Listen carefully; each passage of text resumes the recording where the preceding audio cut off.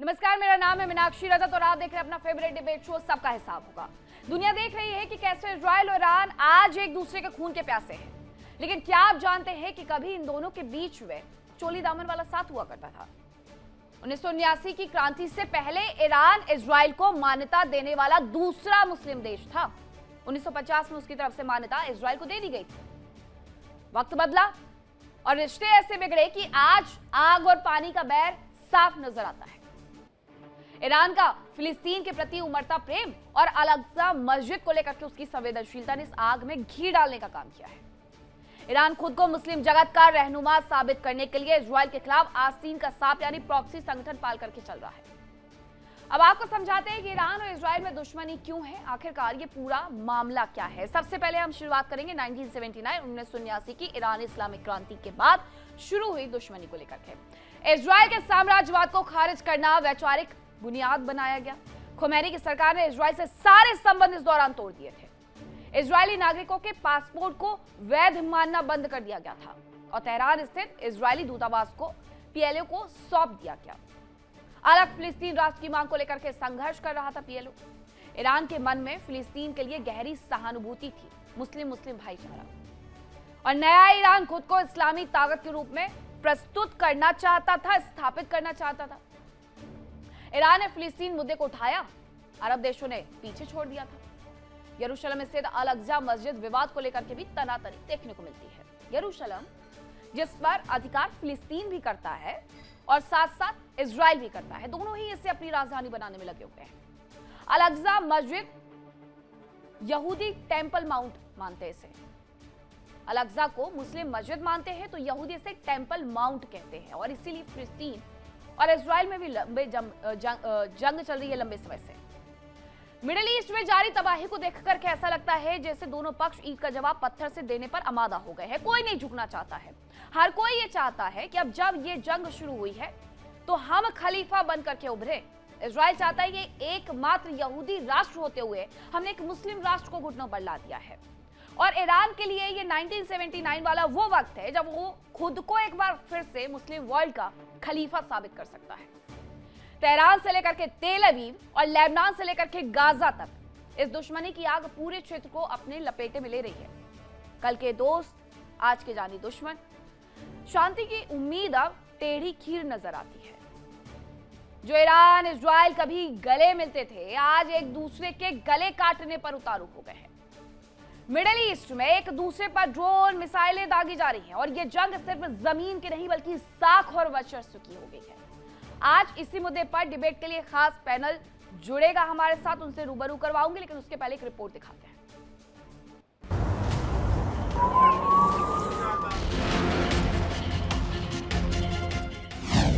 यहूदी वर्सेस मुसलमान, पूरा मिडिल ईस्ट कर रहा भुगतान। अल-अक्सा का पुराना विवाद, अब वर्चस्व की भड़कियां।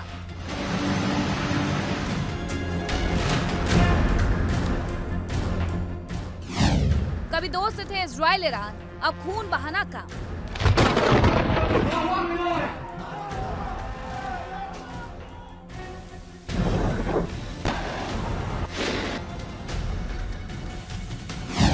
इजराइल ईरान की अदावत दशकों बाद भी यथावत। अब आपने ये तो जान लिया कि आखिरकार इन दोनों देशों के बीच में क्या कुछ चल रहा है। अब सवाल ये है कि क्या ईरान इजराइल के बीच छिड़ी हुई ये सदियों पुरानी जंग कभी खत्म हो पाएगी, ये सबसे बड़ा सवाल बना हुआ है। इसी मुद्दे पर करूंगी चर्चा की शुरुआत। कौन कौन से मेहमान मेरे साथ जुड़ रहे हैं आपका परिचय करवाती हूँ। मेरे साथ जुड़ रहे हैं कर्नल टीपी त्यागी और ग्रुप कैप्टन आशीष सहाय मेरे साथ जुड़े हुए हैं, इजराइल समर्थक हैं। बेनी बेंजामिन पूर्व सैनिक है आईडीएफ से, इजराइल से, वो मेरे साथ जुड़ेंगे। अशरफ अली जैदी ईरान मामलों के जानकार हैं, वो भी हमारे साथ जुड़ेंगे। अहमद अब्बास भू राजनीतिक विशेषज्ञ हैं, वो हमारे साथ जुड़ गए हैं। अहमद अब्बास जी, सबसे पहले ये जो वर्चस्व की लड़ाई है वो 1979 से चल रही है, लेकिन इस वर्चस्व की लड़ाई में क्या इस बार मिडिल ईस्ट के नक्शे से कोई देश गायब होगा? अब इस वक्त तो देखिए ये बड़ी लड़ाई शुरू हो गई है और इस वक्त इस पॉइंट पे ये कहना कि अभी फौरी तौर पर क्या हो जाएगा मुश्किल है, लेकिन ये नजर आ रहा है कि अमेरिका का जो वर्चस्व इस इलाके में सेकेंड वर्ल्ड वॉर के बाद से चला आ रहा है, उसको बहुत ही गंभीरता के साथ चैलेंज किया जा रहा है। और ये चैलेंज सारी दुनिया देख रही है कि गंभीर चैलेंज है अमेरिका के सामने। अब ये देखना है कि अमेरिका इसको कैसे फेस करता है। अमेरिका के लिए एक बड़ा चैलेंज ये होगा कि वो इस इलाके में अपना डोमिनेंस बाकी रख पाए। वो हमें टूटता हुआ, चरमराता हुआ नजर आ रहा है। देखना यह है कि अब आगे क्या होगा। ईरान इस लड़ाई के लिए बहुत लंबे समय से तैयार हुआ है। आपने 1979 की बात की, जब ईरान में इनकलाब आया और यहाँ की राजशाही व्यवस्था खत्म हुई, वरना ईरान में भी अमेरिका का ही डोमिनेंस था। ईरान की जो शाह गवर्नमेंट थी वो अमेरिका की बहुत ही करीबी अलाई थी। एक्चुअली वो अमेरिका के लिए एक सिपाही का रोल अदा करती थी इस रीजन में उस वक्त तक। वो खत्म हुई, उसके बाद से ही हम देख रहे हैं कि अमेरिका के लिए एक चैलेंज पैदा हुआ और वो सिलसिला आज तक चला आ रहा है। अब हम उसका एक पीक देख रहे हैं इस वक्त। ठीक। ग्रुप कैप्टन आशीष साय जी, हम 1948 से लेकर के अगर 2026 तक देखते हैं तो दोनों ही देशों के बीच में किस तरीके से संबंधों में परिवर्तन आया, उतार चढ़ाव आया, वो हमने देखा है। 1948 तक इजराइल के साथ अच्छे संबंध थे, अमेरिका के साथ अच्छे संबंध थे, आज तीनों ही मिलकर के युद्ध में उतरे हुए हैं। इन सब की वजह से क्या ये कहना छोड़ दिया जा सकता है कि इजराइल ने फिलिस्तीन में जमीन को कब्जा किया और यही डर ईरान के मन में बना रहा? मीनाक्षी, या तो आप बहुत अच्छा रिसर्च वर्क प्रेजेंट किया है आपकी टीम ने, उसके लिए दाद। लेकिन या तो हम इसको 1979 और उसके बाद के पॉइंट ऑफ व्यू से देखें, जब ये इस्लामिक रिवॉल्यूशन के बाद इजराइल को इन्होंने अचानक नकार दिया। नहीं तो 1979 के पहले ईरान और इजराइल के संबंध थे, ठीक ठाक थे। 79 के बाद उन्होंने डी रिकॉग्नाइज कर दिया और उसकी जो एम्बेसी थी वो दे दिया किसी दूसरी बॉडी को। और या फिर हम इसको ज्यूज के सेकेंड वर्ल्ड वॉर के हॉलोकास्ट के समय से देखें, क्योंकि प्रॉब्लम तो वहां शुरू हुई 1939 से 1945 के बीच में, जो मैसेकर, ग्लोबल हॉलोकास्ट बोलते हैं उसको मीनाक्षी, जब ज्यूज को इस पृथ्वी से खत्म करने के लिए हिटलर और उसके मिशन चल रहे थे। और पूरे दुनिया में ये कहा जाता है, उस समय डेटा इतना सही नहीं होता था, बट इट इज सेड कि 5 से 6 million, 5 to 6 million Jews were slaughtered second world war के समय, स्टार्टिंग 1935। एक्चुअली शुरू हुआ ये इनका ज्यादा किलिंग 41 से 45 तक। तो इसलिए ये जगह जगह से माइग्रेट करके पैलेस्टीनियन स्टेट की तरफ इकट्ठा होने लगे, क्योंकि इनकी जान का सवाल था, इनकी एग्जिस्टेंस का सवाल था। ज्यूज इस दुनिया से इरेडिकेट हो जाते। तो उस वक्त उन्होंने एक जगह बनाई।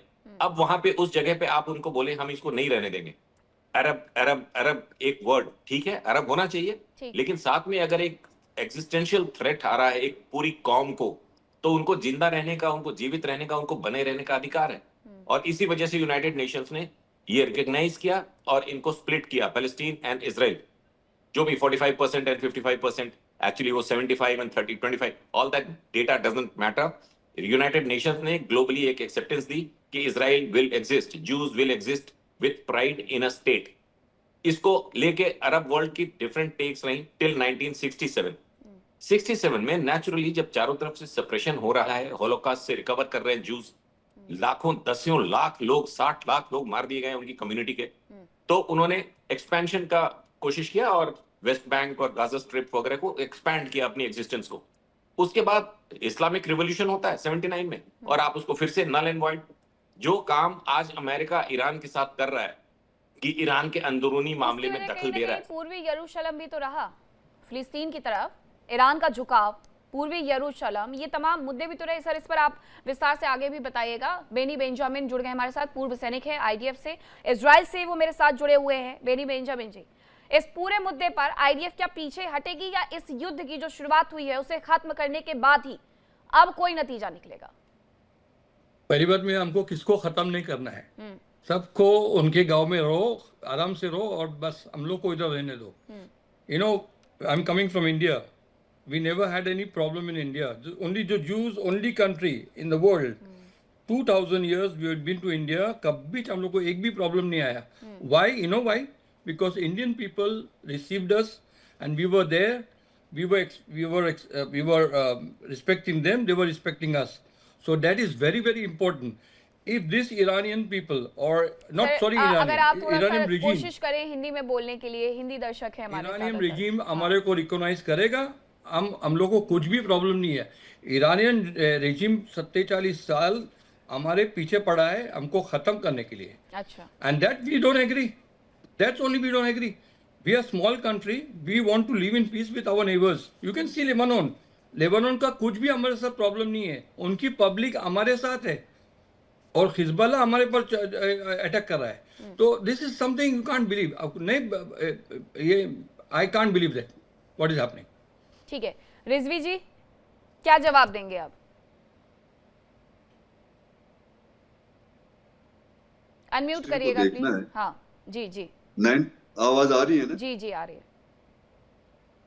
बेसिकली जो अभी पहले हमारे जो गेस्ट ये कह रहे थे कि 1979 में जो रेवोल्यूशन आया है ईरान का, तो उससे पहले की जो वहां की जो एक गवर्नमेंट रही है पहलवी की, रजा शाह पहलवी की, तो उनके ताल्लुकात अच्छे रहे थे इसराइल के साथ। बेसिकली इसराइल खुद वैसे तो खुद एक इंडिपेंडेंट कंट्री है नहीं, जो कुछ अमेरिका कहे तो वही इसराइल को करना है।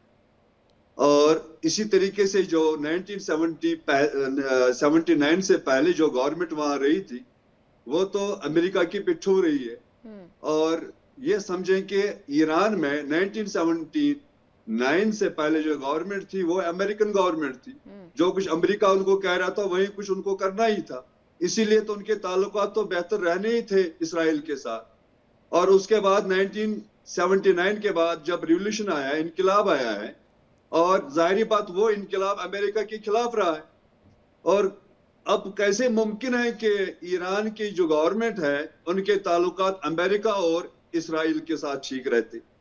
और हमेशा अब तारीख देखें, और ईरान में जो भी दखालत रही है 1979 के बाद, वो तो अमेरिका की डायरेक्ट दखालत रही है, इसराइल की डायरेक्ट दखालत रही है, या इनडायरेक्ट रही है। इनडायरेक्ट कैसे रही? ISIS को वजूद में लाने वाले हैं कौन? अमेरिका। और दाइश को वजूद में लाने वाला अमेरिका, अल बगदादी को वजूद में लाने वाला अमेरिका, अल कायदा को वजूद में तो लाने वाला अमेरिका। इजराइल इशारों पर नाच रहा है अमेरिका के, या फिर ईरान इनकार कर रहा है इसलिए ऐसा हो रहा है? बिल्कुल, जो कुछ अमेरिका कह रहा है वही कर रहा है, लेकिन आज उल्टा कुछ चल रहा है। आज जो कुछ इजराइल कह रहे हैं अमेरिका को, जो वहां के जो ट्रंप है वो तो उन्हीं के कहने पे सब कुछ कर रहा है। अमेरिका तो चाह नहीं रहा था कि इस वक्त जंग करे, लेकिन इजराइल ने तो अमेरिका को मजबूर किया है, उकसाया है ताकि वो जंग में आए और वो ईरान के ऊपर हमला करे। और वो ये चाह रहे थे, इजराइल अपनी जगह पे ये सोच रहा था हम तो एक हफ्ते में अपनी सारी जंग खत्म करेंगे, हम तो ईरान को तो फतह कर लेंगे। अब तो 1 महीना हो गया, अभी तो फतह नहीं किया है, अभी तो हमें नजर ही नहीं आ रहा है। और ईरान ने तो कभी इजराइल में तो दखालत नहीं की। आज आप देखें, वो वाशिंगटन पोस्ट या दूसरा और न्यूयॉर्क पोस्ट और भी जितने भी दुनिया के मुख्तलिफ अखबार है, न्यूज चैनल्स है, और वहां आप देखें कि जो खाना जंगी ईरान में जो शुरुआत जो की थी वो तो ईरानियों ने तो नहीं की थी, उसके तो पीछे इजराइल का हाथ था, उसके पीछे तो अमेरिका का हाथ था।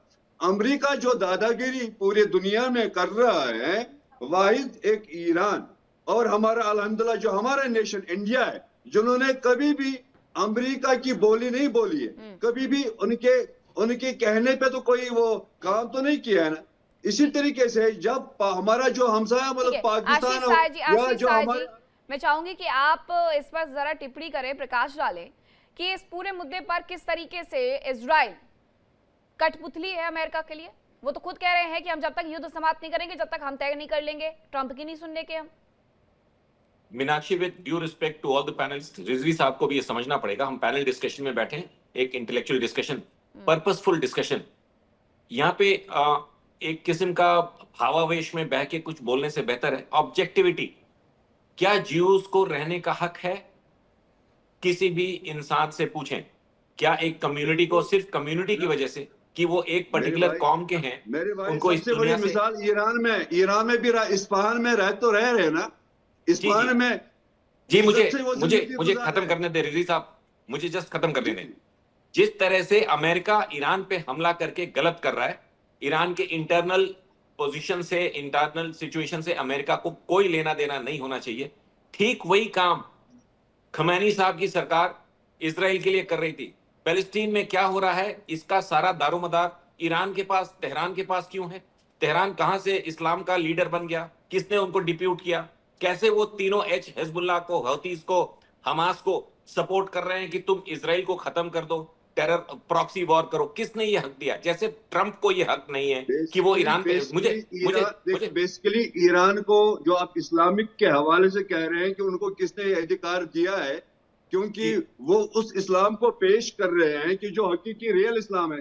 ये वो इस्लाम नहीं है। 100 साल पहले भी एक इस्लाम सामने लाया गया था कि जो यजीदी इस्लाम था, और जो जिसके पैरोकार वो ममालिक है जो अमेरिका की बैयत कर रहे हैं। हम तो नहीं चाह रहे हैं कि मतलब उस इस्लाम को पेश करें। हाँ, ईरान ने तो वो इस्लाम कि खमैनी साहब को किस ताकत के, किस इंटरनेशनल लॉ के जरिए ये ताज दे दिया गया कि ग्लोबल इस्लाम को वो रेगुलेट करेंगे। और दूसरा, इस्लामिक वर्ल्ड में कहीं आपको प्रॉक्सी वॉर, जिहाद, आतंकवाद, हमास, हिजबुल्लाह, इनको सपोर्ट करने का क्या लॉजिक है? क्या हम यूएई ने, बहरीन ने, रिजवी साहब, अभी 5-7 साल पहले आपके अरब नेशंस ने, वेस्टर्न एशिया के नेशंस ने इजराइल को रिकॉग्नाइज करना, उनको एटलीस्ट रियलिटी से फेस टू फेस आना कि ठीक है इजराइल एग्जिस्ट करता है। हम कहीं तो इसको सोल्यूशन ढूंढेंगे रिजवी साहब, कि हम इसी तरह से हिजबुल्लाह को कि तुम टेल अवीव को तहस नहस बर्बाद कर दो, हम हमास को बोलेंगे तुम गाजा स्ट्रिप में जितने इजरायलीज हैं। ठीक है, मैं इसमें यह मानता हूं कि ओवर रिएक्शन हुआ है इजराइल की तरफ से भी, लेकिन ईरान का इसमें क्या? Who is Iran? जैसे अमेरिका के लिए ईरान के तेहरान में कितने कत्लेआम हो रहा है इसका कोई मतलब नहीं है, वैसे ही ईरान का पैलेस्टीन से कैसे गार्डियनशिप ले ली है, किस अथॉरिटी के अंदर, कि पैलेस्टीन को बचाना है, सारे एक साथ आ जाओ, हमास हिजबुल्लाह को खूब आर्म कर दो, वहां डिवास्टेशन करते रहो। और अरब वर्ल्ड को डोमिनेट करने की जो खमैनी साहब की एक आइडियोलॉजी थी, वो खुद अरब वर्ल्ड ने रिजेक्ट करी है। ईरान नहीं कर रहा है, बल्कि जो हमारा नेशन, जो हमारा इंडिया है, वो भी फलस्तीन की तो बात कर रहा है। वो भी फलस्तीन की बात कर रहा है ना। अगर सिर्फ ईरान, गजा में जो तकरीबन 30,000 बच्चे मारे गए हैं, और उसकी बात सिर्फ ईरान तो नहीं कर रहा है, बल्कि इंडिया भी कर रहा है, हम भी कर रहे हैं। डिप्लोमेटिक टर्म्स, यासिर अराफात के सामने से, अगर आपको इतिहास का, मुझे पूरा मालूम है, आपको अच्छा ज्ञान होगा रिजवी साहब, यासिर अराफात के वक्त से हम फलस्तीन को मानते हैं, हम उनके करीबी हैं। वैसे ही हम इजराइल को मानते हैं। हम एक इवॉल्व्ड नेशन है, हम एक फॉरवर्ड लुकिंग नेशन है, ना कि रिग्रेसिव, कि हम एक एंटी सेमेटिसिज्म, इंतिफादा, ग्लोबलाइज इंतिफादा खत्म कर दो, किल इजराइल, इस तरह की थॉट प्रोसेस को कहीं ना कहीं रिजवी साहब, जो कि आपके अपने वेस्टर्न एशियन कंट्रीज ने अब धीरे धीरे करके इजराइल को एक रिकग्निशन दी है, और इसके पीछे और भी बहुत कॉम्प्लेक्सिटीज हैं, शिया सुन्नी, चलो इस डिस्कशन में उसको हम नहीं लाएंगे। लेकिन ईरान को कहां से यह हक मिला कि वो पैलेस्टीनियन एग्जिस्टेंस के लिए ज़ायनिज्म को खत्म कर दे, दुनिया के उसमें मैप से मिटा देंगे इजराइल को? इस तरह की सोच एक ऐसी कम्युनिटी के खिलाफ, रिजवी साहब आखिरी 30 सेकंड, जिसके जैसे ईरान की बात आप कर रहे हैं, ईरान को कैसे हक मिला है? मेरे भाई, मेरे अजीज, मैं आपको एक बात कहना चाह रहा हूं। आप ये कह रहे हैं कि ईरान को कैसे हक मिला है। बांग्लादेश में अभी चंद दिन पहले जो हमारे कुछ हिंदू भाई जिनको बेदर्दी से कत्ल किया है, मैं उस वक्त यूपी में था, एक कॉन्फ्रेंस में था, और मैंने वहां के डिफरेंट जो चैनल्स हैं उनके सामने मैंने ये कहा है कि ये इस्लाम नहीं है कि जिसमें किसी को बेदर्दी से कत्ल किया जाए। अगर मैं वहां के हिंदुओं के लिए आवाज उठाऊं तो ये राइट बनता है, ईरान को भी, आपको भी राइट बनता है, जहां भी जुल्म हो, चाहे वो हिंदू हो, चाहे वो सिख हो, चाहे वो कोई भी हो। और अगर किसी के खिलाफ जुल्म हो, आपको इतने सारे सवाल हैं रिजवी जी, आपके इतने सारे सवाल हैं। अब देखिए, इजराइल से हमने आईडीएफ के जो पूर्व सैनिक उन्हें भी बैठा दिया है, बेंजामिन जी को, तो आप उन्हीं से सीधे सवाल पूछ लीजिए कि आखिरकार इतना जो पहले ये हो हल्ला हो रहा था कि ईरान के अंदर अयातुल्लाह अली खामनेई के होते हुए प्रदर्शन के दौरान 30 से 32 हजार लोगों को कुचला गया, तो अभी क्या हो रहा है? बेनी बेंजामिन जी, आप बताएं।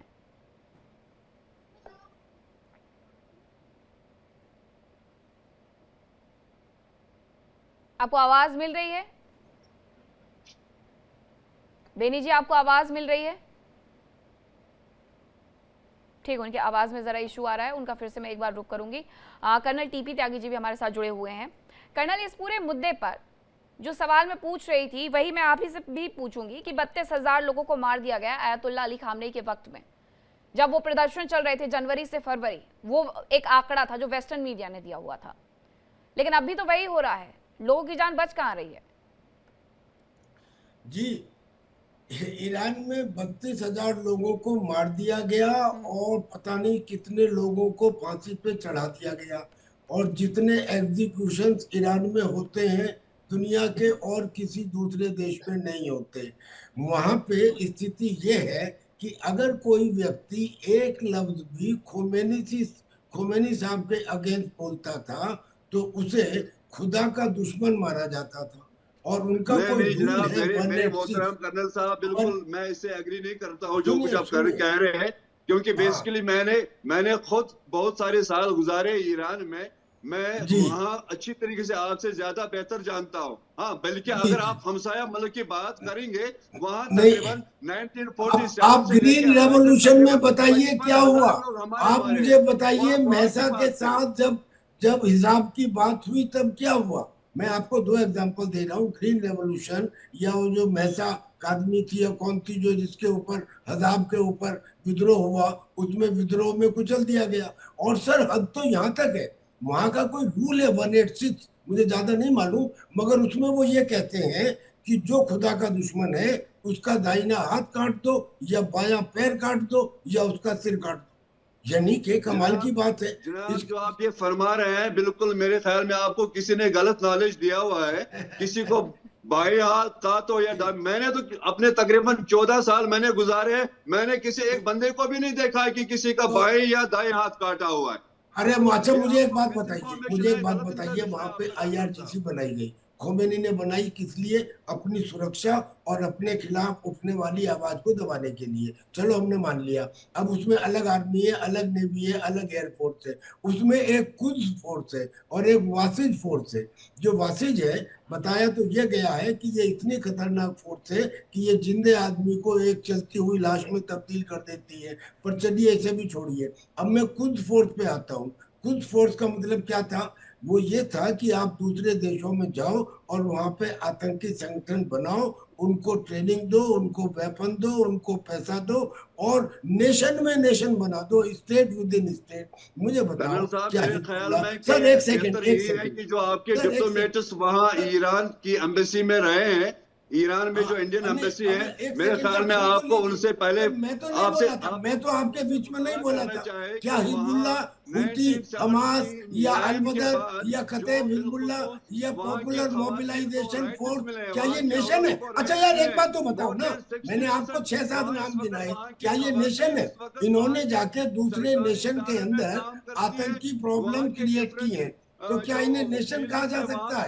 अच्छा मुझे मिडिल ईस्ट में दूसरा कोई कंट्री बता दो जिसने ईरान की तरह से इस तरह के आतंकी कंप्यूटर का मैदान हो, चाहे वो एजुकेशन का मैदान हो, हर मैदान में मेरे ख्याल में इस वक्त वहाँ एक कंपटीशन है। और सबसे ज्यादा जो राइट्स हुकूक जो है 1970 के बाद, वो हुकूक वहाँ के खवातीन को मिले जो उससे पहले नहीं मिले थे कभी। सवाल बहुत सारे हो रहे हैं। बेनी बेंजामिन जी, आपको मेरी आवाज आ रही है? यस हाँ ठीक है। अभी आप जरा ये बताइएगा कि ईरान खलीफा बनने की कोशिश कर रहा है या इजराइल खलीफा बनने की कोशिश कर रहा है? आप दोनों आमने सामने बैठे हुए हैं, क्या दिक्कतें हैं? क्या उससे बातचीत की टेबल जब बैठे थे, सजी हुई थी, तो उस पर नहीं सुलझाया जा सकता था? हमारे रिजवी साहब ने बोले ना पहले, क्या दादागिरी चल रही है, अमेरिका दादागिरी कर रही है।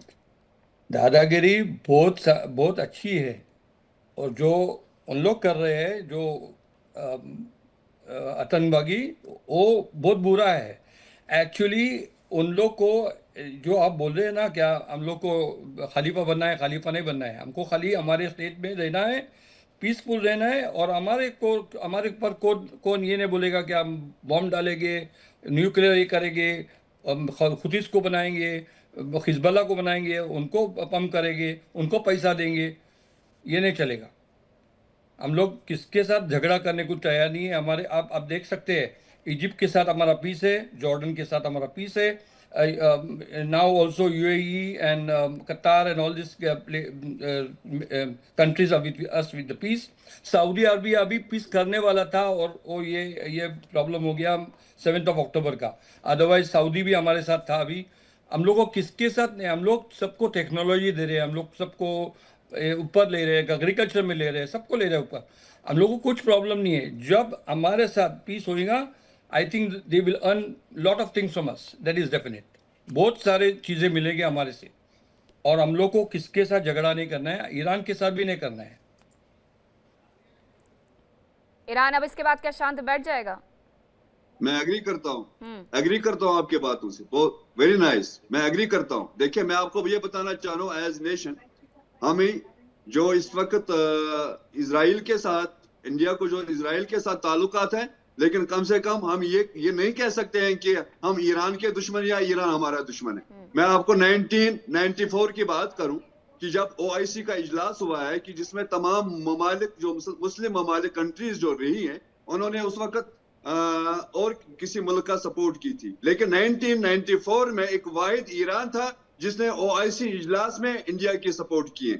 मैं जब ईरान में पढ़ रहा था 1990 में, उस वक्त मैं आपको ये बताऊं कि ईरान की जो अवाम है या ईरान के जो ऑफिशियल्स हैं, जब हम मिलते रहते थे, उस वक्त वो कह रहे थे कि 1979 के बाद जब हुकूमत आई है, तब से हमने इंडिया की सपोर्ट की और इंडिया ने हमें हर हवाले से सपोर्ट किए, चाहे वो टेक्नोलॉजी के हवाले से या और अदर जो फील्ड्स है उसमें सपोर्ट किए. मेरे ख्याल में कि हम ही दोनों के साथ एज हिंदुस्तान, एज इंडिया, कि हमें उनके साथ ताल्लुकात अच्छे बेहतर बनाने चाहिए. और मेरे ख्याल में जो इस वक्त हमारे प्राइम मिनिस्टर है, उनमें इतनी काबिलियत है, इनमें इतना टैलेंट है कि इनको इसमें उसमें मतलब बीच में इस जो ये जंग चल रही है, कि जिस जंग का खतरा कहीं ये तीसरी आलमी जंग न हो, मोदी जी को इसमें अपना रोल प्ले करना चाहिए. उनको चाहिए कि इस जंग को खत्म कर.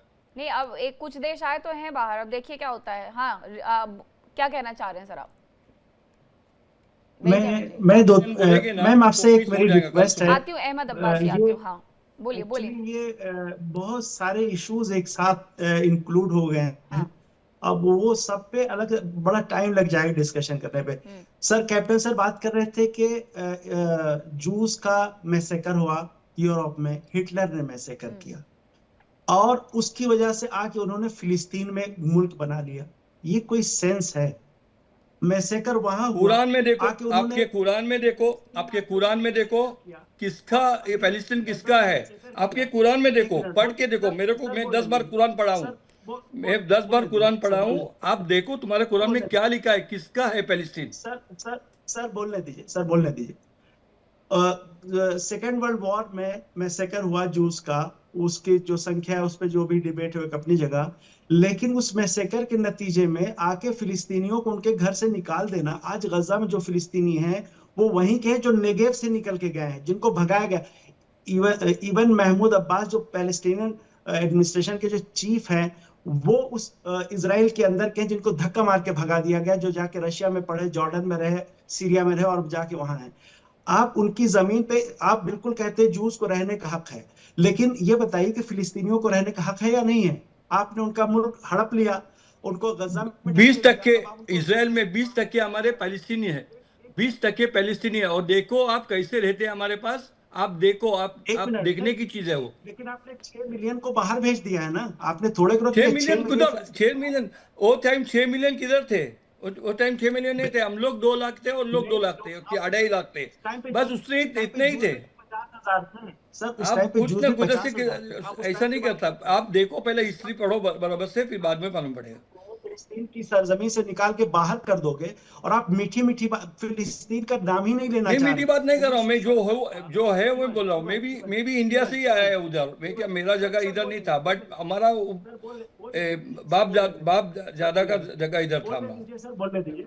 1967 का जो समझौता है कि 1967 की जो सरहद वहां पे जो फिलिस्तीन बनना चाहिए, जिसको यूनाइटेड नेशंस ने माना है, इजराइल उसको भी नहीं मान रहा है. फिलिस्तीन नहीं, अराफात ने 99% उन लोग को दिया लैंड, और अराफात ने नहीं कबूल किया उसको. उसके बाद आप ये जाहिर करना चाह रहे हो बहुत अमन पसंद हो। आपने अभी मैसेकर किया है, ये तो सबको याद है। इससे पहले आपने दहर यासी में मैसेकर किया। और इससे उन्होंने पहले कुछ आपने- नहीं किया, उन लोग खाली आए, हम लोग को फूल देते थे, हम लोग ने उनको काट दिया, ऐसे बोल रहे हैं आप। दूसरी चीज सुनो, आपने इजराइल आज भी शबआ फार्म्स जो लेबनान का है उस पर आप कब्जा करके बैठे हो।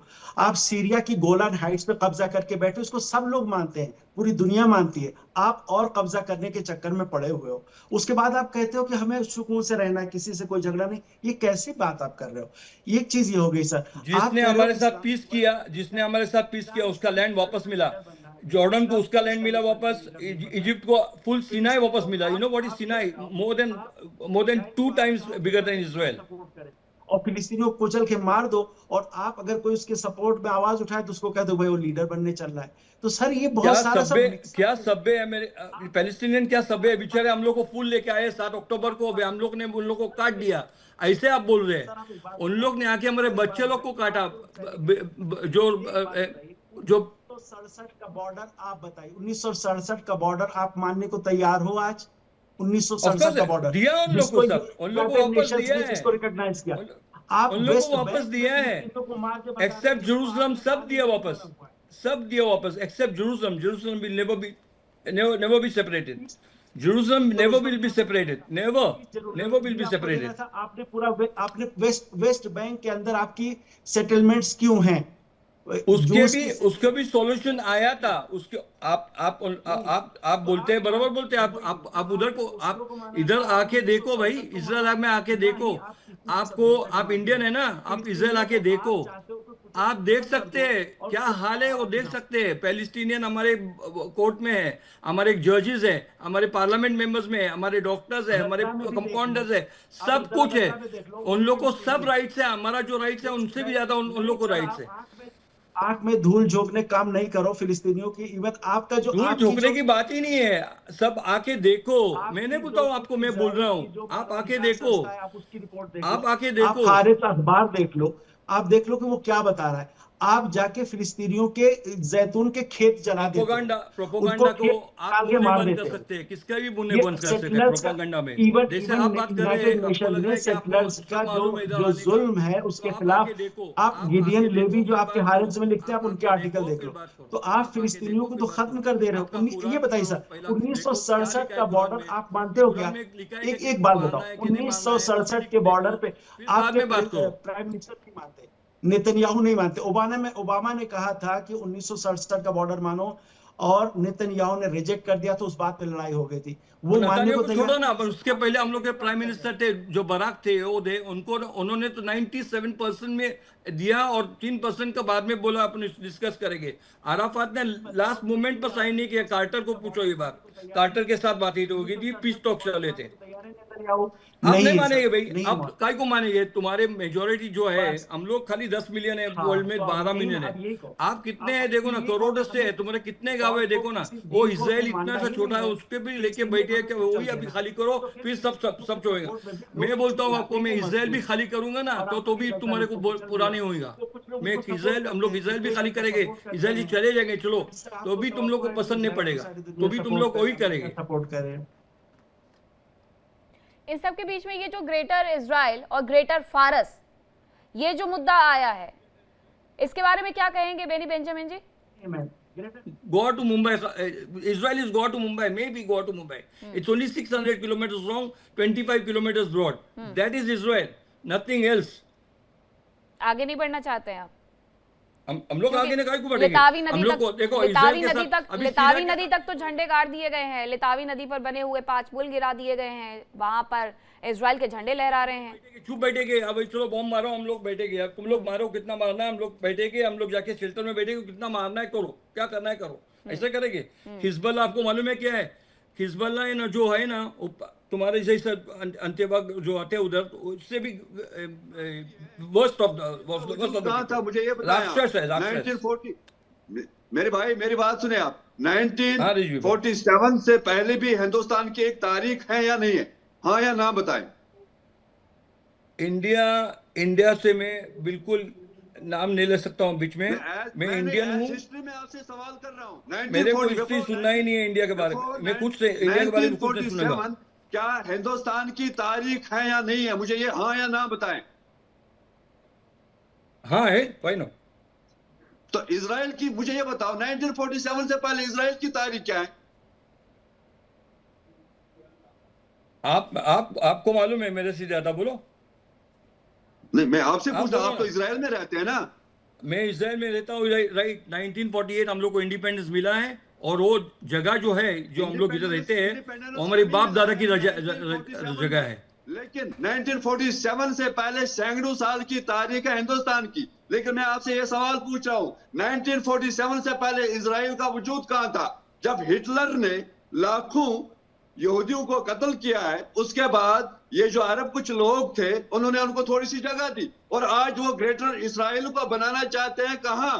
ताकि इजराइल, जो फलस्तीनियों के जो अरे क्या हजारों का ग्रेटर ग्रेटर कत्लेआम करते बैठे हो हैं तुम रहा है, लोग यार। उनको तुम अपने लोग के घरों से ग्रेटर निकाल दिया जा रहा है। ग्रेटर और अरबस्तान लिबनान कितना बड़ा है, में देखो ना तुम्हारा। उनके घरों तुम्हारा को कब्जा तुम्हारा किया जा मुस्लिम रहा है, कंट्रीज ताकि कितने ये बड़े हैं, पूरे देखो पे ना। कब्जा हमारा करें। ग्रेटर इसराइल क्या 600 किलोमीटर ग्रेटर हो गया क्या?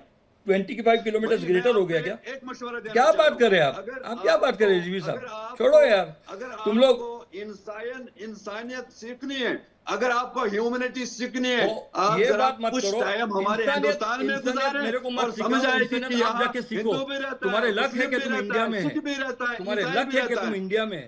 तुम्हारे लक है कि तुम लोग इंडिया में है। तुम आप बोलते थे ना ईरान में थे। ईरान में थे, आप ईरान में थे जी ना। अभी ईरान में रहते जी। तो आपको मालूम पड़ता था क्या ईरान है। आप छोड़ो, लेकिन मैं इंडिया में आपको है, एक तुम्हारा बात लक है, नसीब है तुम्हारे। देखिए, मेरी बात सुनिए, मैं ईरान में रहा हूं, लेकिन आप मेरे से बात नहीं करना, प्लीज। मेरी आई बात आई सुनिए, don't want to talk Iran to में यू मैंने बिकॉज यू आर ये टॉकिंग अबाउट, सीखा है सी वी आर कि टॉकिंग वेरी जब Imam politely, so Khomeini you talk to please me में थे, पोलाइटली। इफ जब you talk to Imam me politely Khomeini it's okay, France if में नॉट। थे, तब उनके पास एक जानवर लाया गया था, उसको ज़बह करें। और इमाम खुमैनी ने उनको ये कहा है कि जो यहाँ के कवानीन है, मैं उन कवानीन की पासदारी करता हूँ, इस जानवर को ज़बह न करें। ये तो हिस्ट्री में लिखी गई है, मैंने तुम्हारा वही चीज तुम्हारा सीखी है। जानवर तुम्हारा जानवर तुम्हारे मैंने ये नहीं सीखा है। देखो, जिससे मुझे तुम्हारे आदमी क्या बोल रहे हैं ठीक ईरान है, में। इतना सब तुम्हारे कुछ आदमी रिजवी जी कहने से अब जो आशीष साय जी ईरान के भीतर चल रहा था, वो तस्वीरें तो सोशल मीडिया पर हर वक्त वायरल होती रही हैं। महसा अमीनी का भी कर्नल टीपी त्यागी जी ने जिक्र कर ही दिया है। तो इन सब के बीच में ये तो नहीं कहा जा सकता है कि एकदम ईरान के हाथ एकदम धुले पुछे हैं, कुछ किया ही नहीं कभी। मीनाक्षी, इस मुद्दे को उकसाया मैं हमेशा इसको मेंटेन करूंगा कि एक पर्पसफुल डिस्कशन, दो एस्पेक्ट्स हैं इसके। एक है ज्यूज वर्सेस इस्लाम, जिसके लिए बेंजामिन ये बता नहीं पा रहे हैं in so many words because of maybe language issues. Israel इतना छोटा है कि उनको आज की तारीख में जितने थ्रेट्स एग्जिस्ट कर रहे हैं, रियल थ्रेट्स, चाहे वो प्रॉक्सी से हो या डायरेक्ट ईरान से हो या कुछ और अल्ट्रानेशन से, उनको एक बफर जोन बनाने की जरूरत है। तो ये रीअलाइनमेंट ऑफ बॉर्डर्स जिसकी इजराइल बात करता है, उसके लिए उन्होंने ग्रेटर इजराइल एक वर्ड यूज कर लिया। रीअलाइनमेंट ऑफ बॉर्डर, वो जो रिवर जिसकी आप चर्चा कर रहे हो, या थोड़ा बहुत Gaza strip and West Bank जिसकी हम चर्चा करते हैं, इनमें उनको एक बफर चाहिए ताकि ये हिजबुल्ला या हमास जो सडनली इनके सेंटर ऑफ तेल अवीव में घुस जाते हैं फ्रॉम नोवेयर, उसके लिए इनको कुछ एडवांस नोटिस। ये बहुत छोटा कंट्री है। अगर यही रीअलाइनमेंट ऑफ बॉर्डर ईरान की होती है कि खार्ज आइलैंड को यूएई को दे दो, या स्ट्रीट ऑफ हॉर्मुज को ओमान को दे दो, या जैसे इराक ईरान वॉर में वो कुवैत में घुस गए थे इराक वाले, तो वहां पे ज्यादा मैटर नहीं करेगा, बहुत बड़ी कंट्री है ईरान। लेकिन Israel is too small physically, तो उनको एक बफर क्रिएट करने का एक हमेशा, क्योंकि एक्सिस्टेंशियल थ्रेट है। कुछ भी बोले आप, हिजबुल्लाह हमास उन पे चढ़े रहते हैं, ईरान उनको डायरेक्टली सप्लाई करता है, आर्म्स आइडियोलॉजी तो करता ही है, और वो सिविल इलाकों में घुस के इन पे हमला करते हैं। लेबनान की गवर्नमेंट खुद ही हिजबुल्लाह से परेशान है। उन्होंने हिजबुल्लाह को वार्न किया, उनके मिलिट्री विंग को, हिजबुल्लाह की मिलिट्री विंग, उनका एक पॉलिटिकल विंग भी है जो लेबनान की गवर्नमेंट में 18% उनका हिस्सा है, लेकिन मिलिट्री विंग एक्सट्रीमिस्ट हैं, आतंकवादी हैं, डिक्लेयर्ड। यूनाइटेड नेशंस के सामने उनके चैलेंजेस। ईरान उनको प्रॉक्सी की तरह यूज करता है, किस लिए? इजराइल को इन्वेड करो, इजराइल को कंप्रेस करो, पैलेस्टीनियंस के नाम पे इजराइल को खत्म। तो Israel is wanting to create a buffer zone along its borders, जो कि वो इस बार लगता है कि ईरान की दादागिरी के चक्कर में शायद उसने 10, 15, 20 माइल्स तो कवर कर ही लिया है आईडीएफ ने। लेबनान, सदर्न लेबनान, बेरूत के पास तक, लाटविया लिवर को उसने पूरा कैप्चर कर रखा है। तो उनके लिए ये बफर जोन जिसको वो ग्रेटर कह रहे हैं। और अब दूसरा मुद्दा आता है ईरान। मैं रिपीटेडली कह रहा हूं कि ईरान की जो प्रेजेंट सरकार है, 1979 रिवॉल्यूशन के बाद की सरकार, उनकी सोच, उनकी आइडियोलॉजी करंट वर्ल्ड ऑर्डर से के साथ मैच नहीं खाती है। और आप देखिएगा इस युद्ध के खत्म होने तक ऐसा है Ahmad Abbasi ji? Iran will be alienated, Ahmad एक नया अब्बासी, वर्ल्ड ऐसा ऑर्डर। नहीं है। ऐसा है? ऐसा नहीं है, बिल्कुल हाँ। नहीं है ऐसा। हाँ, जो कुछ आप कह रहे हैं तो ऐसा है ही नहीं। आप वो कह रहे हैं कि ऐसे क्या बोल पर जोन की नहीं, बात अहमद कर अब्बास, रहे हैं अहमद सर। अब्बास जी, कहीं हाँ। कहीं से भी फिलिस्तीन का जिक्र नहीं है कि फिलिस्तीन का भी कोई बफर जोन आना चाहिए। क्या आपको नहीं लगता फिलिस्तीनियों को इजराइल से खतरा है? क्या फिलिस्तीन बिल्कुल का स्टेट बनना चाहिए कि नहीं बनना चाहिए? कहाँ बिल्कुल बनना बनेगा? चाहिए। पूरी पूरी जमीन पे इजराइल ने कब्जा कर लिया, कहाँ बनेगा बफर जोन? फिलिस्तीन ही को पैलेस्टीनियन, नकार दिया है सर। जी जी, फिलिस्तीन पैलेस्टीनियन बने तो स्टेट सही। को इंडिया ने जितना सपोर्ट किया है, despite having very close relations with Israel, जिसने कारगिल तक में हमें हार्डवेयर, मिलिट्री हार्डवेयर डायरेक्ट, जब पूरी दुनिया चुप खड़ी थी उस वक्त उन्होंने हमें सपोर्ट किया था, फिर भी हमने पैलेस्टीनियन रिकॉग्निशन को कॉल ऑफ नहीं किया। Number one. नंबर टू, ये जो लेबनान है, जो गाजा स्ट्रिप है, जो सीरिया है, इनका क्या रोल है? क्यों आप एक टीम बना के एक छोटे से नेशन को, जिसके 60 लाख लोग मार दिए गए, उनको आप और कंप्रेस करोगे तो वो रिएक्शन में, ये ह्यूमन नेचर है, आप इस बात को प्लीज समझें। और इसमें overall what is Iran going to do? Who is Iran? Palestinian support India भी करता है, पाकिस्तान भी करता है, यूनाइटेड स्टेट्स ने भी रिकॉग्नाइज किया हुआ है। तो पैलेस्टीनियन एग्जिस्टेंस को हम थ्रेटन नहीं कर रहे, लेकिन इजराइल के एग्जिस्टेंस को ये पूरे उनके सराउंडिंग अरब वर्ल्ड शिया सुन्नी एक होके और उनके एग्जिस्टेंस को, death to Israel, death to Israel, they are seriously threatened. उनको अभी सर एक अमेरिका बात या कुछ बताइए, क्यों एक ऐसा है बात कि बताइए, पूरा का पूरा यूरोप उनके अभी सपोर्ट तो में है। जो स्टेट इस वक्त इरेडिकेट हो गई है वो है फिलिस्तीन। आप बता दो कि फिलिस्तीन के इस वक्त राजधानी कहाँ है, उनका एयरपोर्ट कहाँ है? इसराइल ने वो सारा खत्म कर दिया है। अभी फिलहाल जो खत्म हो रहा है वो तो फिलिस्तीन है।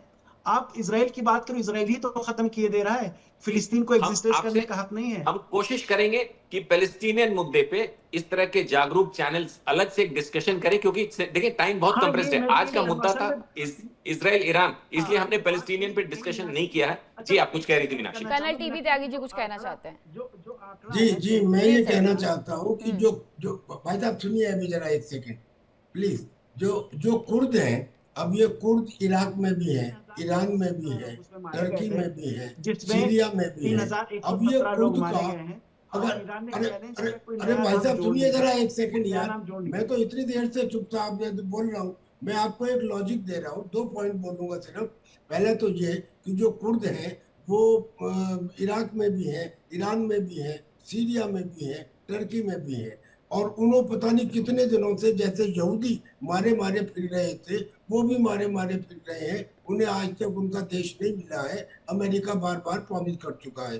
पर थोड़ी देर के लिए मान लीजिए कि अगर यूएनओ से किसी तरह से ये तय हो गया कि इन कुर्दों को जमीन जो है वो ईरान के कुछ हिस्से में दी जाएगी, तो क्या आप कुर्दों के साथ भी वही हाल करेंगे जो आप अभी इजराइल के साथ कर रहे हैं? और एक दूसरी बात, अगर ये ना भी हो तो मुझे ये बताओ कि क्या हूती के और हमास के ये 1982 और 1987 में ये जो दो बने ऑर्गेनाइजेशन आपकी तरफ से आतंकी, क्या इनके चार्टर का पहला पॉइंट ये नहीं है कि यहूदियों को जमीन से हटाना है, इनको एनिहिलेट करना है, इनको मारना है? क्या ऐसा इजराइल के चार्टर में है कि ईरान को हटाना है, मुस्लिमों को मारना है? और तीसरा पॉइंट, ये मैं इस्लाम की तरफ से कह रहा हूँ कि इस्लाम के अंदर क्या ये नहीं है कि जो खुदा को नहीं मानता वो काफिर है, और जो काफिर है उसको कत्ल करना जायज है, उसकी संपत्ति को रखना जायज है?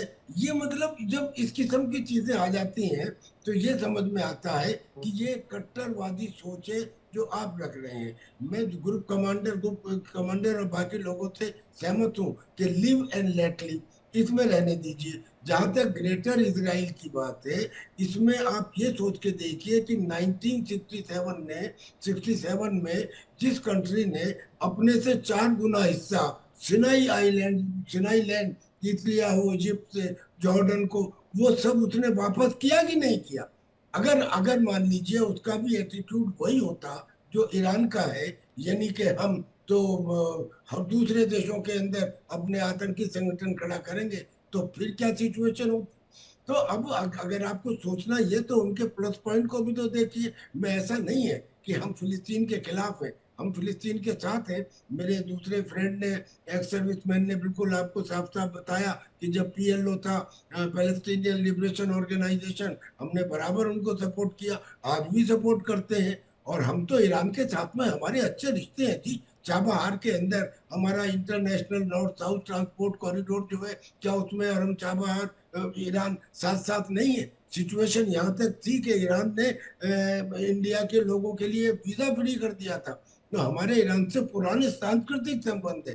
तो ये कहना कि हम इजराइल के ही फेवर में हैं, लेकिन किसी को एनिहिलेट करना, ये कहीं से हमारी तो जो जो वसुधा कुटुंबकम का नारा देते हैं, उनकी आइडियोलॉजी में तो कहीं से फिट नहीं होता। इसलिए हमें ये कहना पड़ रहा है कि हम इजराइल को इस मामले में सपोर्ट करते हैं कि वो चारों तरफ से मुस्लिम देशों से घिरा हुआ है, उसके अस्तित्व का सवाल है। जब आदमी की कमर और दीवार के बीच लेकिन में colonel TB Tyagi ji, Israel पर भी तो ये आरोप लगते हैं। बेनी बेंजामिन जी, मैं चाहूंगी आप इस बात का जवाब दें कि इजराइल पर इस बात के आरोप लगते रहते हैं कि वो बार बार अपना विस्तार करते जाता है और बाकी मुस्लिम राष्ट्रों को समेटने की कोशिश कर रहा है। कौन से मुस्लिम राष्ट्र की बात कर रहे हैं आप? सीरिया की बात कर रहे हैं? सीरिया को तो हम लोग का अभी सीरिया का और हमारा तो अभी व्यवहार बहुत अच्छा चल रहा है। अच्छा चल रहा है। लेबनान के साथ भी अभी जो वॉर चली है, उनकी गवर्नमेंट हमारे साथ बात कर रही है क्या बाबा पीस टॉक करो हमारे साथ। तो दिस इज ये मैं आप जो बोल रहे हैं ये सब आतंकवादी जो है, प्रॉक्सीज ऑफ ईरानियन जो है, उन लोग के बात कर रहे हैं। हम लोग लेबनान की बात नहीं कर रहे। हम लोग लेबनान में घुसे नहीं। आपकी हम लोग अपनी को गवर्नमेंट है लेबनान में- आज, वो तो आपकी अपनी गवर्नमेंट है सीरिया की, क्योंकि वो वही है ना कि जिनके ऊपर इतने मिलियन सीरिया की हमारी गवर्नमेंट है। सीरिया की हमारी गवर्नमेंट है। आप तो मेरे से अच्छे जानते हैं सब, तो फिर आ जाओ ना उधर रूल करो। फिर आप सुनो मेरी बात सुनो, मेरी बात सुनो रिजवी साहब मेरी बात सुनो। देखो आप थोड़े से मेरे से ज्यादा मालूम है मेरे से, बट मेरे बात सुनो। हमारी जो वॉर चली है वो टेररिस्ट के साथ चली है। Terrorism we will not agree. No terrorism. तुमको मुस्लिम बनना है, तुमको क्रिश्चियन बनना है, तुमको हिंदू बनना है, तुमको जू बनना है, कुछ भी बनो, हमारे से वॉर न करा, बस दूसरा कुछ नहीं चाहिए। हम लोग को जो टेररिस्ट खुदी के साथ हो रहा है, जो टेररिज्म हमारे सब खमास के तो साथ हो रहा है, अयातुल्लाह अली खामनेई के साथ हो रहा इजराइल है, के लिए क्या हम लोग टेररिस्ट अभी थे? युवा तक घोषित तो किया ही था। खैर हिजबुल्लाह को पीछे लेके जाने के लिए, दूसरा कुछ नहीं है। बेनी बेंजामिन जी, घोषित तो किया ही हुआ था अयातुल्लाह अली खामनेई को, तो वो आपके लिए टेररिस्ट थे, इसलिए ये सारा कुछ हुआ। मैं समझा नहीं आपका प्रश्न। आपने कहा कि आपकी लड़ाई टेररिज्म के खिलाफ है, टेररिस्ट के खिलाफ है, तो अयातुल्लाह अली खामनेई टेररिस्ट थे, घोषित तो किया हुआ था, लेकिन क्या टेररिस्ट मान करके कार्रवाई की गई? देखो, पहली बात, मैं पॉलिटिकल आदमी नहीं हूँ। मैं हूँ नागरिक इजराइल का।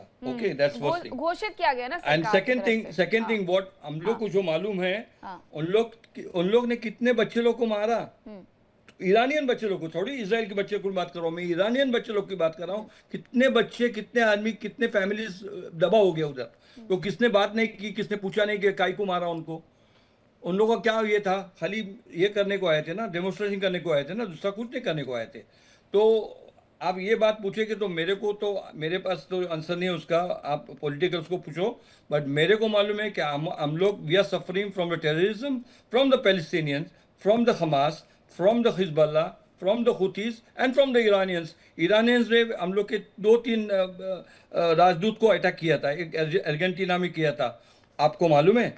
आपको मालूम है क्या कितने सिनेगोग अभी उन लोग ने जला दिए यूके में और यूरोप में? मालूम है आपको? वो नहीं मालूम आपको? ये सब ईरानियन टेररिस्ट पीपल के उन लोग ने किया सिनेगोग को हमला। दुनिया में इजराइल के खिलाफ प्रोटेस्ट हो रहे हैं, क्योंकि आपने गजा में 70,000 लोगों को मार दिया, 30,000 बच्चों को आपने मार दिया, 17-18,000 बच्चों को आपने मार दिया। पूरी दुनिया में प्रोटेस्ट हो रहे हैं, वो ईरानियंस नहीं है, दुनिया आपके खिलाफ। वापस गाजा पे आए 7 अक्टूबर को उन्होंने चालू किया। हम लोग उनको काम देते थे, हम लोग उनको इलेक्ट्रिसिटी देते थे, हम लोग उनको हमारे इधर काम देते थे। उन लोग ने आके हम लोग को अटैक किया, हमारे बच्चों को मारा। जो प्रेग्नेंट वाइफ लेडीज को उन लोग ने जला दिया और बच्चे लोग को इसके अंदर डाला। मैं बोल नहीं सकता हूँ, इतना खराब खराब चीज है। मैं आपको फोटो दिखाऊंगा, आपको आके देखो फोटो। हम लोग ने नहीं बनाया, उन लोग ने नहीं बना के हम लोग को भेजे। तो जानकारी थी जो आपने बच्चे को गला काटने की दी थी, व्हाइट हाउस ने भी उसके बाद में दिया था कि इजराइल ने इसलिए अफवाह फैलाई थी, वो अटैक किया था हमास ने, बिल्कुल सही। लेकिन आपने उनका मुल्क खत्म कर दिया सर। 1967 का बॉर्डर आप मानने को तैयार नहीं हो ना, उनको आपने सब धक्का देकर, अभी इवन अभी वेस्ट बैंक से आप सारे लोगों को निकाल रहे हो, आप उनको मार रहे हो, उनके घरों वेस्ट बैंक से आप आके देखो ना, आप खाली पीली उधर से बोल रहे हैं, आज आके देखो। आप मस्जिद में जाओ, आप वो दिन भी बोले बम चालू थी कि भाई अल्लाह सा मस्जिद में ऐसा हो गया वैसा हो गया, कुछ भी नहीं था। और इमीडिएटली बताया सबको, कुछ भी प्रॉब्लम नहीं था। देखो, प्रॉब्लम करने को, मिर्ची लगाने को, आग लगाने को बहुत है। पीस में बात करने के लिए बहुत थोड़े आदमी हैं। तो आप आ जाओ इधर, थोड़ा देखो इधर क्या है इसराइल में, और फिर मेरे साथ बैठ के बात करो और मैं आपको बता दूंगा। अहमद जी, एक सवाल का जवाब दीजिएगा कि 14 मई 1948 जब ये घोषित किया जाता है इजराइल की तरफ से कि वो स्वतंत्र राष्ट्र है, ठीक उसके बाद उसके ऊपर हमले करने शुरू किए गए। कौन थे ये लोग जिन्होंने हमले किए थे? और ये 2024 में ईरान की तरफ से जो ये इजराइल को कहा गया था कि परमाणु हथियार हम इसीलिए बना रहे हैं ताकि इजराइल को नक्शे से गायब कर सके, तो ये कौन लोग थे? मीनाक्षी जी, ये स्टेटमेंट गलत है, इसको आप चेक कर लीजिए। ऐसा स्टेटमेंट ईरान की तरफ से कोई नहीं आया है। इवन आईए के पास भी कोई सबूत नहीं। ईरान का यही कहना कि हम कभी एटम बम नहीं बनाएंगे, हमारे उसूल के खिलाफ, हमारे डॉक्ट्राइन में इसकी कोई। और ये उसकी इवन तुलसी गबार्ड की इस पे रिपोर्ट है, वो अमेरिकन इंटेलिजेंस की, उनका भी ये है कि ईरान का न्यूक्लियर प्रोग्राम, इसका कोई मिलिट्री डायमेंशन नहीं है। ये नेतन्याहू पिछले 20 साल से इसका करते रहे प्रचार, आपको याद होगा, दिखाते कब 6 महीना है, 5 महीना है, और 20 साल करीब गुजर गए उसके बाद से। तो ये प्रोपेगेंडा है ईरान के खिलाफ। और ये आपने बात की। एक और चीज, दूसरी चीज आपने क्या पूछी? दूसरी बात मैंने ये पूछी थी कि जब उसकी तरफ से स्वतंत्र राष्ट्र खुद को घोषित किया गया तो उस पर जो हमले किए गए वो कौन से राष्ट्र थे? यहूदी तो कोई राष्ट्र नहीं, उसके अलावा तो मुस्लिम राष्ट्र ही थे ना मिडिल ईस्ट में जिन्होंने हमला किया था। तो क्या 1948 के वक्त से डराया जा रहा है इसलिए इजराइल को बार बार आना पड़ता है फ्रंट फुट पे? ऐसा तो नहीं है मैडम, ऐसा है, देखिए ये बड़ी अहम बात आपने छेड़ी, लेकिन बहुत आप बात के हिस्से में ले आए, इसके लिए टाइम कम पड़ जाएगा। 1948 में जब पार्टीशन प्लान अप्रूव हुआ, और उसके नतीजे में क्या हुआ कि फिलिस्तीन के पूरे एरिया पर ब्रिटेन का कब्जा था। ब्रिटेन और अमेरिका ने मिलके इसको पास करवाया, और पास हुआ, और उसके नतीजे में क्या हुआ कि 50,000 60,000 यहूदी थे, उनको 2/3 से ज्यादा जमीन दे दी गई। इस प्लान के तहत फिलिस्तीनियों को 1/3 से भी कम दी गई, जिनकी तादाद उस वक्त ज्यादा थी। उस पर फिलिस्तीनियों को एतराज था। मैडम, ये थोड़ी सी ये क्या कहते, इसकी हिस्ट्री बड़ी पेचीदा है, इसको अगर डिटेल में जाएंगे तो साफ नजर आएगा, वरना बहुत सी चीजें चूंकि पुरानी हो गई तो उसमें डिटेल में जाने फिर पता चलता है। उसके बाद से ही तो लड़ाई शुरू हुई। फिर क्या मतलब इजराइल की बड़ी एयरगन, वो किसी एक आदमी ने तो नहीं, वो यूनाइटेड नेशंस ऑर्गेनाइजेशन ने दिया ना सर, सबकी सहमति से दिया गया ना सर मेरी बात सुनिए, सबकी सहमति से दिया गया ना, वो यूनाइटेड नेशंस ऑर्गेनाइजेशन में बाकायदा दिया गया, एक लंबे संघर्ष के बाद दिया गया। ये लोग अलग अलग कंट्रीज में थे, इनके पास कोई अपनी जमीन नहीं थी। जब यूनाइटेड नेशंस ऑर्गेनाइजेशन अगर सहमति से होता तो लड़ाई क्यों होती सर? सहमति से नहीं था, जबरदस्ती था। जैसे इंडिया पर ब्रिटेन ने कब्जा कर लिया था, किसी की सहमति से नहीं किया था। क्या गलती है? अरे अगर उन्होंने मान लो 2 square metre extra, 2 square kilometre extra जमीन इजराइल को फिलिस्तीन के मुकाबले दे दी, तो इसमें इजराइल की क्या गलती है? ये तो यूएनओ ने दिया, तो अब आप उसके ऊपर कर रहे हैं। इजराइल को तो इस बात के लिए सराहा जाना चाहिए कि उसने 1967 में अपने से 8-10 गुना एरिया जीतने के बाद भी वापस कर दिया। है कोई कंट्री जो ऐसा करता हो अलावा हिंदुस्तान के? और वेस्ट एशिया में सबसे ज्यादा आतंक जो है वो वेस्ट एशिया में है। सुनिए सर, ऑब्जेक्शन है कि आपने जो टॉपिक रखा है वो हिस्टोरिकल रखा है, और जो आपने पैनलिस्ट रखे वो हिस्ट्री से अलग के आपने बुलाया है, इसलिए थोड़ा कोई रिजल्ट इसका नहीं निकलेगा। तो इसमें हम उसमें जा रहे हैं। नहीं, अगर ये हिस्टोरिकल टॉपिक था तो बताया नहीं गया, वरना हम उससे पहले हिस्ट्री की बात आपसे करते। वैसे 1948 भी हिस्ट्री है, मैं आपसे 2026 की बात नहीं कर रहा हूँ सर, मैं 1948 की बात करता हूँ। 1948 में क्या हुआ, 67 में क्या हुआ, 73 में क्या हुआ, ये सारी चीजें फिर क्लियर रहेंगी। तो वरना हमें उस पे अब वो बफर जोन और उसके फिलिस्तीनी राष्ट्र की कोई वजूद ही नहीं। अब इसमें हम अलग तरह से बात कर रहे हैं। तो आप मुझे एक लगता बात है इसमें बताइए कि जिस कंट्री में केवल 15 सेकंड मिलते हो अटैक से बचने के लिए, आप इमेजिन करो ना जरा एक्चुअली कि लेबनान के अंदर 1967 के पहले अच्छा, एक बात मैं बोलना 19 चाहूंगी। 90 अहमद अब्बास, ये आपने मुझसे कहा कि आप रीचेक कर लीजिएगा, मैं आपको रीचेक करके बता रही हूँ। आप जाकर के जरा देखिएगा 12 मई 2024 अयातुल्ला अली खामनेई के जो ये सलाहकार कमाल खर्राजी, उन्होंने इजराइल को चेतावनी देते हुए कहा था कि हमारा परमाणु बम बनाने का कोई इरादा नहीं है, लेकिन अगर ईरान के अस्तित्व को कोई खतरा होता है तो हमारे पास अपने सिद्धांतों को बदलने के अलावा कोई विकल्प नहीं होगा और न्यूक्लियर हथियारों का इस्तेमाल भी हम करेंगे। तो ये बयान तो उन्होंने ही दिया था, आप कह रहे हैं कि रीचेक कर लीजिएगा नहीं, बयान। हम आप बता रहे हैं। हाँ। देखिए, हम आपको बता दें, ईरान ये बार बार कह रहा है कि अगर हमारे ऊपर हमला हुआ, हम एनपीटी से निकल जाएंगे, हम एटम बम बना सकते हैं। ये ईरान उस वक्त से कह रहा है जब ईरान के ऊपर अटैक कर रहे हैं बार बार। इसराइल ने इससे पहले अटैक किया जनवरी 25 में, और अब दोबारा ईरान के दो, यहाँ तक कि अभी इस वक्त जब हमला हो गया तब ईरान में ये बात हो रही है कि हमें एनपीटी से निकल जाने पर संजीदगी से सोचना चाहिए, क्योंकि एनपीटी का मतलब यह है कि आप न्यूक्लियर एक्टिविटीज सिविलियन पर्पस के लिए कर सकते हैं, और उसे हमें उसकी वजह से उससे भी रोका जा रहा है, तो हमें इसमें बाकी रहने का कोई अधिकार नहीं। ये ईरान का स्टैंड है मैडम इस वक्त। लेकिन ये कि हम न्यूक्लियर बम बनाना चाहेंगे कि हम इसराइल तो पहले से बम बना के 200 बैठा हुआ है इस पूरे मिडिल ईस्ट में, जिसके पास जब बातचीत की न्यूक्लियर टेबल बम सजी हुई थी तो उस वक्त भी तो यही कहा गया था कि हम 2 हफ्ते के भीतर भीतर परमाणु हथियार बना लेंगे। और वहां पर गैराश में जिस तरीके से मैनमेड भूकंप आया था, उसके बाद तो कई सारे सवाल खड़े हुए हैं कि बना लिया गया है क्या। आईएईए कह रहा है कि 440 किलोग्राम आपने यूरेनियम कहां पर रखा हुआ है इनरिच्ड, उन्हें ये तक जानकारी नहीं है। जो संस्था सब कुछ देखती है उसे ही जब ये सब कुछ पता नहीं है, तो सवाल तो गहराएंगे कि कब किसके ऊपर इस्तेमाल कर लिया जाएगा। बेंजामिन जी, 3 फ्रंट 4 फ्रंट खुले हुए हैं, इन सब से लड़ करके जीत पाना, अपने आप को राष्ट्र के तौर पर जिस तरीके से स्थापित किया था उसी तरीके से रह पाना, क्या आसान है इजराइल के लिए? वॉर किसको भी आसान नहीं है। War is war. I don't agree that if we make a war, we won. Everybody loses in a war. Even the person who thinks that he's won the war is not winning the war, because उन लोग के कुछ आदमी लोग घायल हो गए, उन लोग के बिल्डिंग्स टूट गए, उन लोग के स्ट्रक्चर्स को तकलीफ हो गई। This is not a war. War is not to be won. War is to be lose. Everybody lose the war. I mean, that is my opinion at least. I had been in some wars, and I think the war is not capable to anybody in the world. We must live in peace in this world, and that's all. We don't need this war. We have enough lands to stay. Saudi Arabia में देखो कितना land है, अपने middle east में देखो कितना land है। Land की कमी नहीं है, बट दिमाग की कमी है आदमी लोग को। If we have the brains, we can be peaceful countries all over the world, and I think India is doing the best. तो ये सब कुछ इसके पहले क्यों नहीं दिखा जब बातचीत चल रही थी? तमाम रिपोर्ट्स ये कहती हैं कि नेतन्याहू की मुलाकात जब, साहिर जी आप इस बात का जवाब दीजिएगा कि नेतन्याहू की मुलाकात जब डोनाल्ड ट्रंप से हुई, 3 घंटे की लंबी वार्ता हुई, कोई प्रेस कॉन्फ्रेंस नहीं हुई, उसके बाद कयास ये शुरू हो गए कि उनकी तरफ से इस युद्ध में उतरने के लिए अमेरिका को राजी किया गया। कुछ रिपोर्ट्स यहाँ तक कहती हैं, वॉशिंगटन पोस्ट के हवाले से कहा गया कि सऊदी के प्रिंस सलमान, मोहम्मद बिन सलमान की तरफ से ये कहा गया कि अभी नहीं तो फिर कभी नहीं। तो अगर शांति चाहिए थी तो बातचीत के टेबल पर टिक करके रहना चाहिए था, मेरा मुद्दा ये है।